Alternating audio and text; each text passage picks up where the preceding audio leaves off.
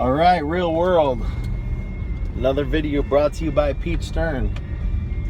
Well, you may not know, some of you may, is that a group of my friends, including my wife, who is my biggest supporter, and I appreciate that, has launched the campaign Pete Stern for governor of Michigan.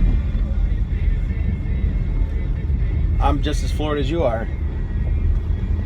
First, I kind of laughed it off. But I had a lot of private conversations, phone conversations, private messages, a lot of support. What I thought was more of a joke and a political statement has now become a political campaign of truth with an end game of not being a game, a goal of taking the state of Michigan and giving it back to the people. Okay? What we need is a voice of reason. A voice who's willing to not sell out the corporations, but to speak up for the people, to act on behalf of the people. And that's what I intend on doing. I thought about it last night while I was at work. I'm mostly focused on work, but when I had moments, I thought about it. My wife and I talked this morning. Again, I've got an awesome group of friends and family who are very supportive. And that in itself isn't going to win an election. But collectively, as a unit, as a group, if we all pull together and we share our thoughts and we approach them tactfully and we put them at the forefront, we stop selling out to big corporations. Stop selling out because it makes my bank account look good, and we do what's right for our basic state, our environment, us as the populace of the state of Michigan. We can make great strides and we can turn this around. And we could be the one state that leads by example. Maybe we've been doing this wrong. We're looking at federal government to change from the top down. Maybe it's time we start at the state level and bring it back up to Congress and the Senate. I'm so tired of, I'm sure that, there's good and some great politicians out there. There's some great senators. There's some great governors even. There's great congressmen and women. There's also just as many who are profiting off their positions and not doing what's right for us. Now, there's no way I'm going to get into the Senate or the Congress today. It's very possible, if I get elected as your Michigan governor, that somewhere in the future, I could wind up there and my platform will be the same. Give it back to the people. I'm done with this. I'm here for you, and then behind closed doors, what can you do for me? That's not what it's about. I watched Governor Whitmer's video today. She had talked about the stay-at-home order, and it's working. It may be. Do we know for sure? We don't, because there's too many variables. For all we know, what's working is the gloves and the masks and the social distancing, regardless of being forced to stay home or having certain amenities taken from us. Okay, and at what point do we give up liberty for our safety? This is going to sound a little cliche, but look at the Sarah McLachlan commercials for the dogs that are in shelters. Just sad, being locked down, not being able to go anywhere, waiting for somebody to feed them. Look at the commercials of third world countries where, oh, this is little Jaden and he's sick, and for 38 cents a day you can feed him. Okay, for 38 cents a day you can feed a child, then why is everything so expensive here? Why are we willing to give up our freedoms and our liberty to live in a cage? I agree we have to look out for each other and we have to look out for the health and well-being of each other, but at what cost?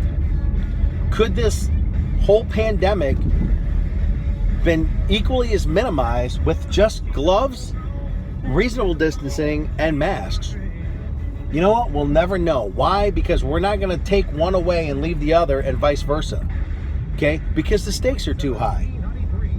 But to sit here and take somebody's graph at face value is a little ridiculous too. Do your own research. Okay? Make comparisons. I always love that, oh, this is not the flu. I've never said it has. It is not the flu. Clearly, there's several factors that make it not the flu. One, A, it's not the flu.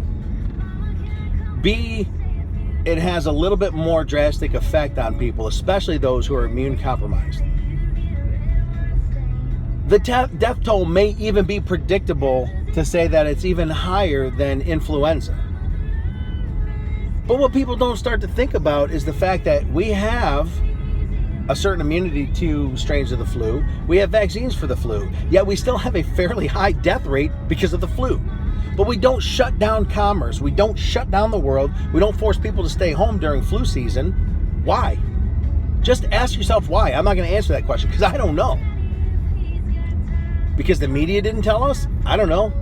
Something for you to think about. I can't make you think, or I can't make you think rationally. The old adage, you can lead a horse to water, but you can't make him drink. That's the truth.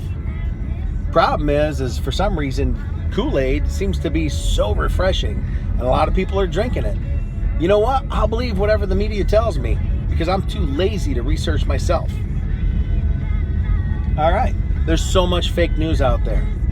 Dig up your own research. I'm not even sure what to believe anymore. I think we've reached a dangerous capacity as a society that we trust and look at someone else for data, statistics, and answers, and we just believe it because the quote-unquote experts threw it out there. For example, I was listening to Governor Whitmer's speech today, and she had an expert on, Dr. Martin. Dr. Martin herself, an expert on epidemiology from the University of Michigan, she had highlighted the point that graphs, and I've got myself some notes here. So she talks about models and graphs and speculation and predictions, and they're useful tools, and in her words, they are limited. Okay, what does that mean? Well, we can use statistical data and we can use the theory of, probability to guesstimate what could or couldn't be. And it's not fact. That is an educated guess, but it doesn't necessarily mean that it's the right one. Especially when you can manipulate that data or choose terminology or points of discussion to make your case.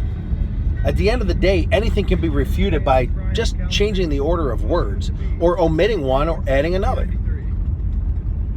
People, we need to start thinking for ourselves again. Quit letting people tell you how to think. I'm not telling you how to think. I'm just asking you to think. Okay? I want to do my part to make a difference. And it starts with these videos. Maybe it'll grow into something more. I will say, get on social media and look up Pete Stern for governor of Michigan. You may be from a different state. Does it mean that that group's not for you? No. What does it mean? It means that you can take a lot of information, a lot of passion, a lot of ideas from that group and apply it to where you live.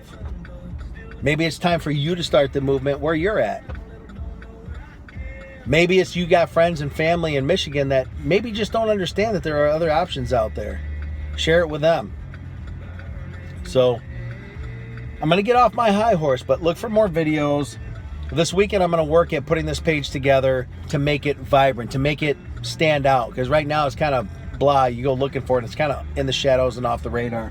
There's a lot that needs to be said, and I'm here for you. I want to talk about the topics that matter to you. I want to even interject a little bit of debate, just so you have understanding of what other points of view are. You don't have to believe them. You don't have to buy into them. But just as much as you're passionate about your side, others are passionate about theirs. It doesn't negate it either way. So be good to each other.